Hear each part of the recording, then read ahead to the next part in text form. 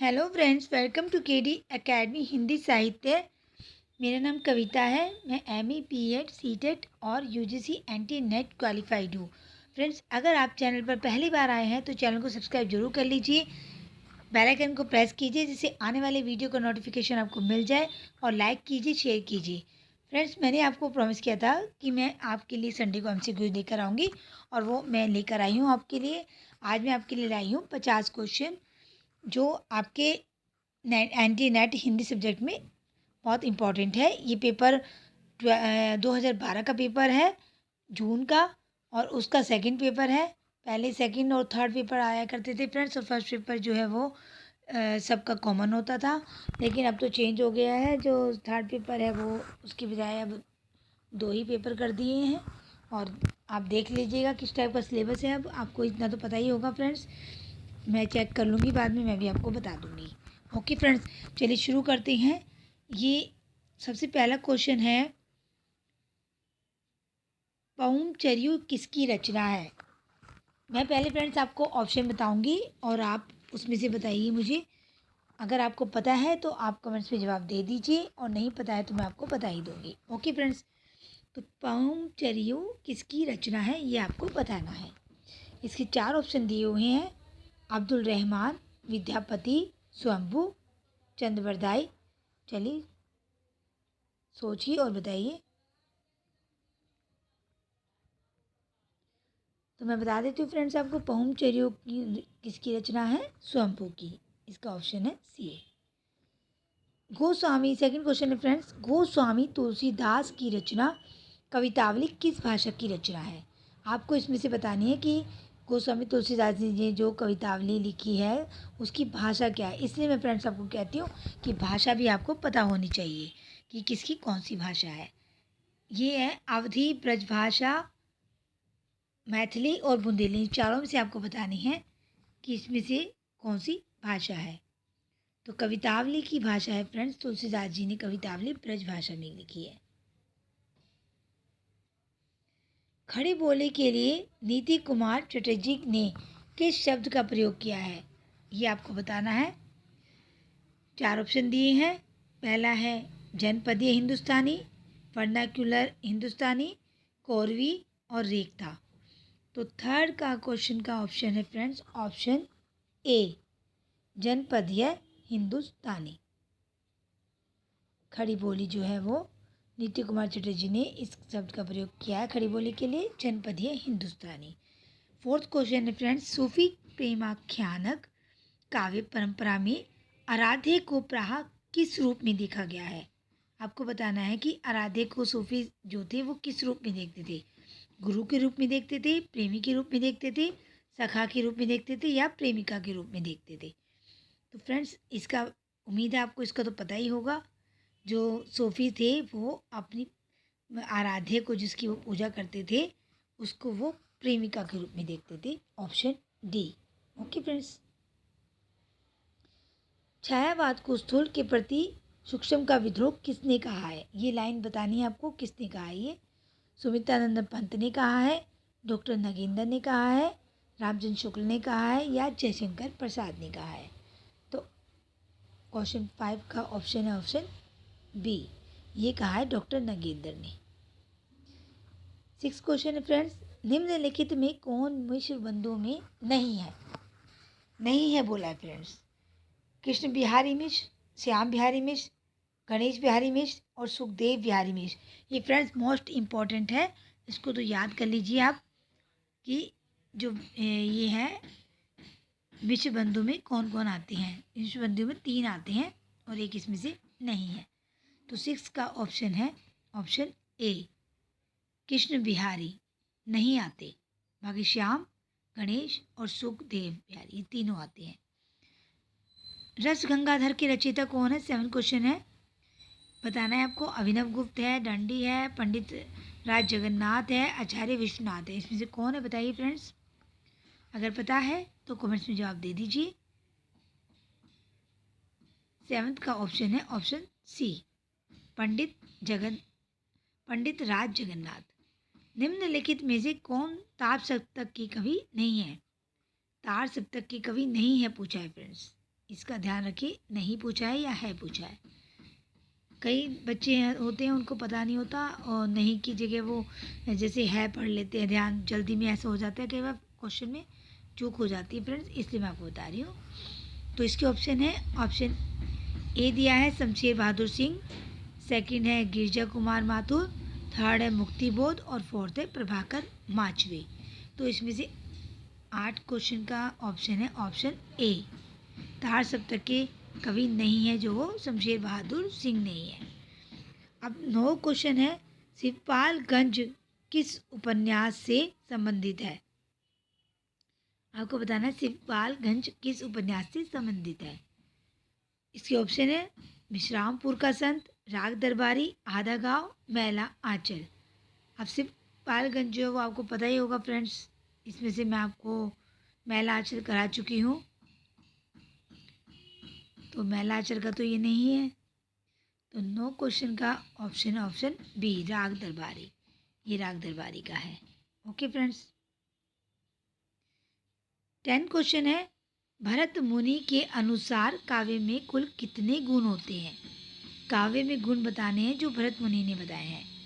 इसमें ऑप्शन दिए हुए हैं 10, 5, 3, 7। ये बहुत इंपॉर्टेंट है फ्रेंड्स, ये आपको काव्य के गुण वगैरह भी आपको पढ़ने हैं। अगर मुझे समय मिला फ्रेंड्स, इसमें अगर टाइम हुआ तो मैं सारा कुछ कराऊंगी आपको सिलेबस। क्वेश्चन 10 का ऑप्शन है ऑप्शन ए। ओके फ्रेंड्स, चलिए नेक्स्ट पेज ले लेते हैं।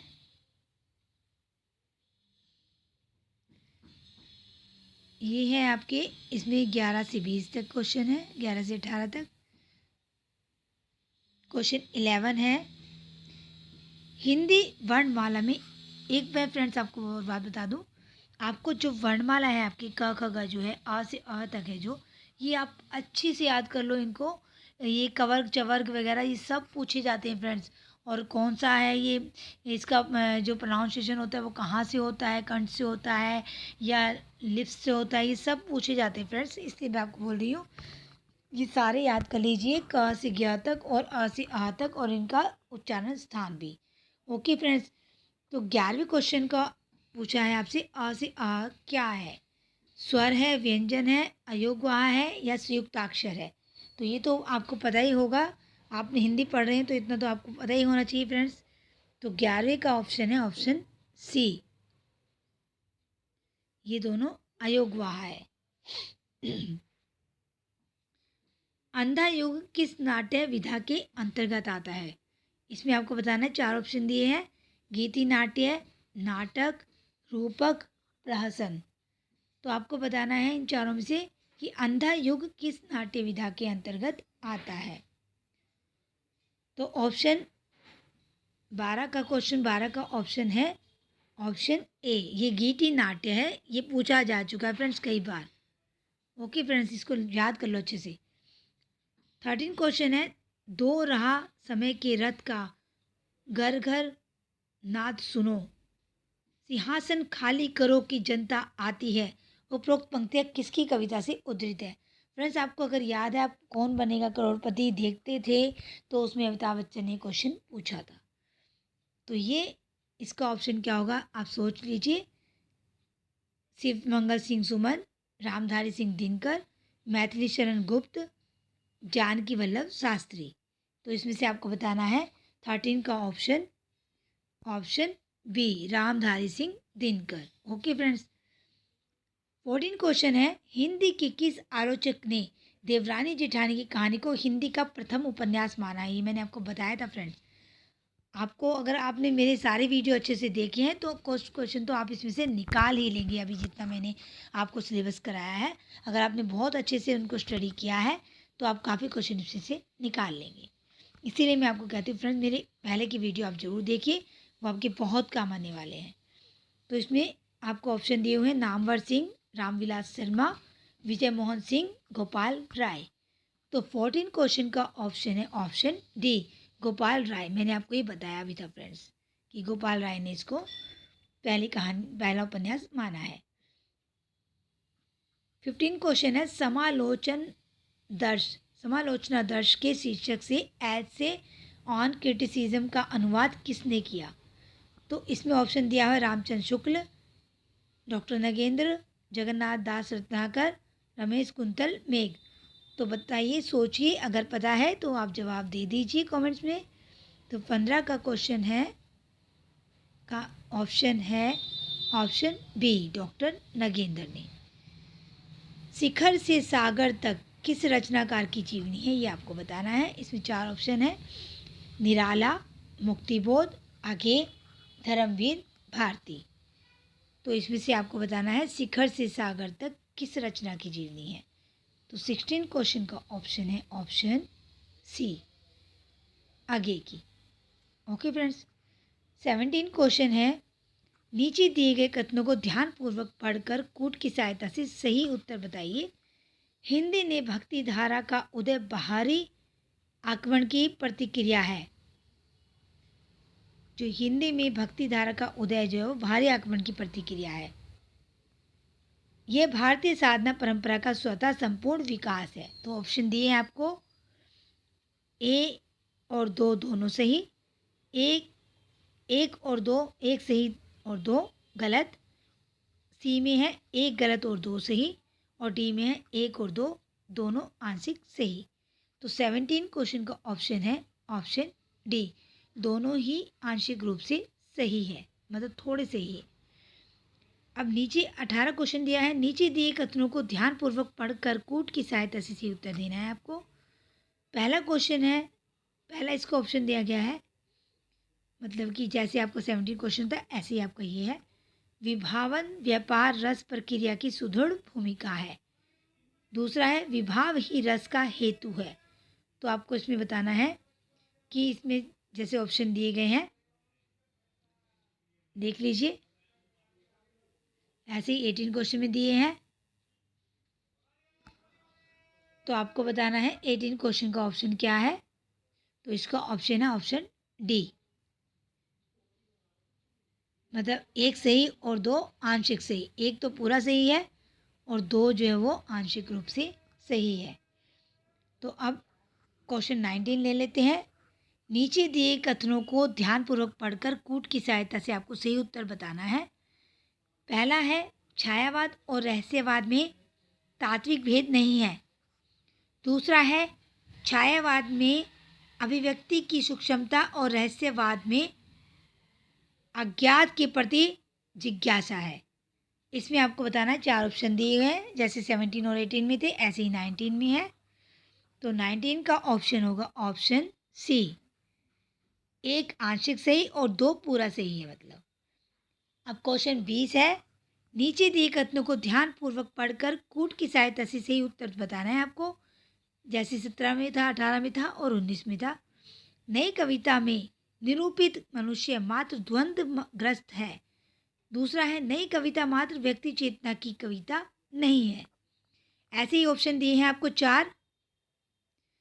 तो आपको बताना है क्वेश्चन 20 का ऑप्शन ऑप्शन सी, एक आंशिक सही और दो सही। सॉरी फ्रेंड्स, सी।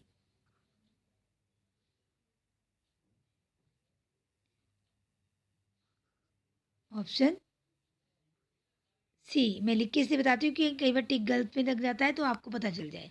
ओके फ्रेंड्स, अब क्वेश्चन 21 है, निम्नलिखित इतिहास ग्रंथों का क्रमानुसार सही क्रम कौन सा है। आपको बताना है कि पहले कौन सा है और बाद में कौन सा है। मैं ऑप्शन नहीं पढ़ूंगी, इससे टाइम जाता है फ्रेंड्स, इसलिए आप खुद पढ़ लेना। मैं इसका सीधा डायरेक्ट आपको ऑप्शन बताऊंगी।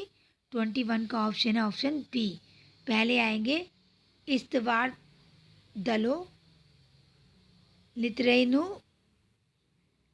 लिटरेट्यूर हिंदोई हिंदुस्तानी। दूसरे हैं शिवराज सिंह सरोज। तीसरे model vernacular literature of northern Hindustan. चौथे हैं मिश्र बंधु विनोद। अब क्वेश्चन 22 है, नवजागरण कालीन सुधारवादी संस्थाओं की शुरुआत का सही क्रम कौन सा है। तो आपको ये बताना है, इसका ऑप्शन देख लीजिए, डायरेक्ट ऑप्शन बताऊंगी मैं। क्वेश्चन 22 का है option B, sorry friends, option A, पहले ब्रह्म समाज की स्थापना हुई थी, बाद में प्रार्थना की, फिर आर्य की, फिर रामकृष्ण मिशन की। ओके फ्रेंड्स, आप इनको अच्छे से याद कर लेना, ये बहुत पूछे जाते हैं। 23 का क्वेश्चन है, छायावादी काव्यधारा के प्रमुख स्तंभों का जन्म तिथि के आधार पर सही क्रम कौन सा है, ये बताना है आपको। इसमें भी मैं डायरेक्ट ऑप्शन ही बताऊंगी आपको। तो 23 का आंसर होगा ऑप्शन बी। सबसे पहले जो है जयशंकर प्रसाद है, फिर सूर्यकांत त्रिपाठी निराला, सुमित्रानंद पंत और महादेवी वर्मा। ये छायावाद की 4 स्तंभ है। आपको इसमें देखना है, सबसे पहले तो जयशंकर प्रसाद ही आते हैं, इनके जन्म के अनुसार है ये। इनके तो ज़रूर याद कर लीजिए फ्रेंड्स आप, जन्म तिथि और कब इनका मरण हुआ, कब इनका जन्म हुआ, ये ज़रूर याद कर लीजिए। और सारे ज़्यादातर जो इम्पोर्टेंट कवि हैं उन सभी की आप याद कर लीजिए, जन्म और मरण। ओके फ्रेंड्स, और उनकी रचनाएं भी। तो 24 का है, प्रकाशन की दृष्टि से निम्न काव्य कृतियों का सही क्रम क्या है। तो आपको बताना है, ऑप्शन का मैं डायरेक्ट आंसर दूंगी बेटा, सॉरी फ्रेंड्स।